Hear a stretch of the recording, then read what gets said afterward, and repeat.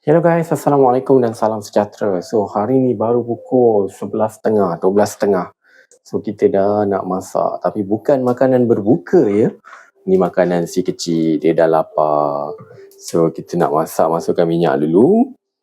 Kita nak masak apa? Kita nak masak lomak cili padi. Tapi tak ada cili padi, masak lomak je.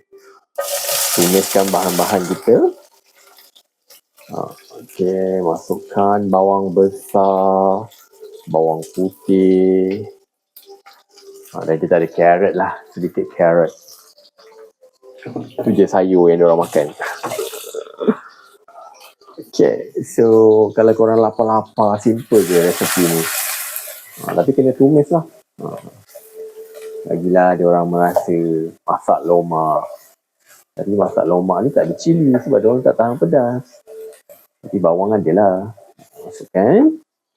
So kan masak lomak warna dia warna kuning kekuningan. Jadi kita nak tune sikit warna dia, letaklah kunyit. Kita letak kunyit serbuk je. Tak payah nak kunyit tumbuk. Kita kan puasa, malah nak tumbuk-tumbuk je. Letak sikit je. Tak payah letak banyak-banyak. Kita nak naikkan warna dia je. Sebab budak-budak, dia nampak warna kuning ni macam masak lemak. Tumis. Telurkan api, jangan sampai hangus. Okey, dan bila dah tumis, kita akan masukkan carrot sebab carrot ni keras. Kita nak bagi dia lembut, masukkan carrot. Okey. Then gaul-gaul lagi. Mudah je masak dia. Campak-campak, gaul.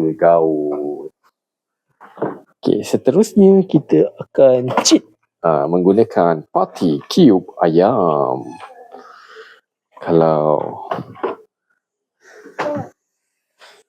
Okey, so kita akan masukkan separuh saja. Sebab jenama Noor ni, dia terlalu pekat. Dia punya party cube ayam dia terlalu pekat. Jadi kita akan masukkan separuh sahaja.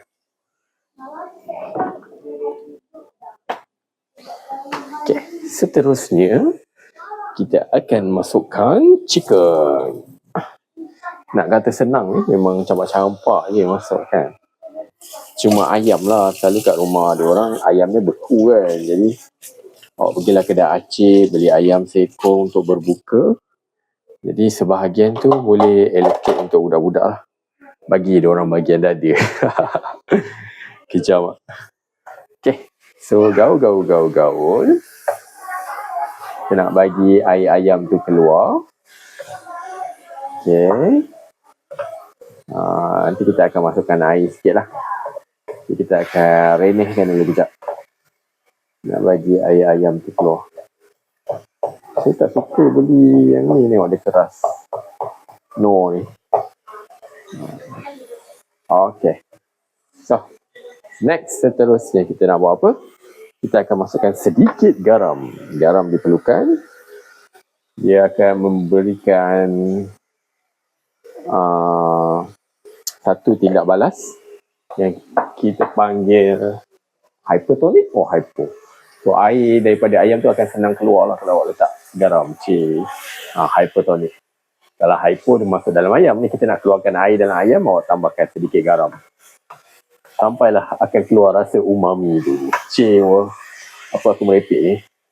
Biasalah masak pukul 12. Ni sebab anak-anak je ni.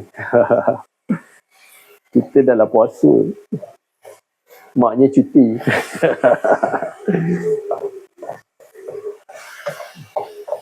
Nampak?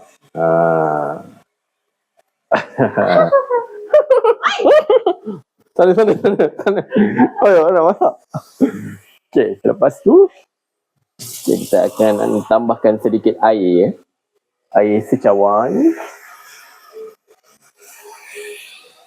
Tambahkan air secawan dan kita akan biarkan dia merenih sebentar. Okey. Kita nak bagi dia terperangkap. Kita kena tutup. Okey, kita biar kejap ya guys. Okey, so kita akan check, buka. Okey, tambah sikit air lagi. Okey, tutup balik. Tunggu dia merenih lagi. Okey. Dan lepas dah lama merenih, so kita pun lihat. Dia dah cantik dah. Tinggal satu step je lagi. Kalau awak ada daun kunyit, letaklah. Dia wangi sikit. Kalau tak ada, tak apa, tak payah. Satu step lagi, kita akan letakkan santan, santan. Kita akan letakkan santan kara. Kalau awak ada santan yang real, boleh pakai lagi bagus.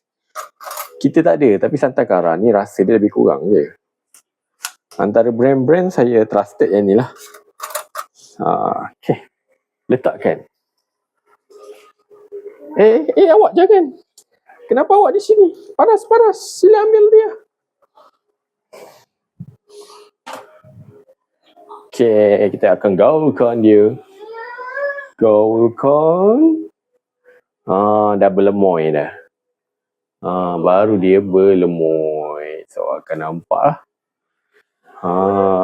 Naik lemak-lemak.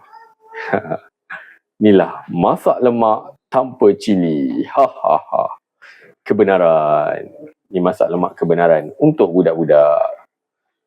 Okey, itu sahaja resepi simple mudah daripada kita. Selamat berpuasa. Bagi yang siapa kena masak makanan anak tu boleh cuba ya. Bye-bye.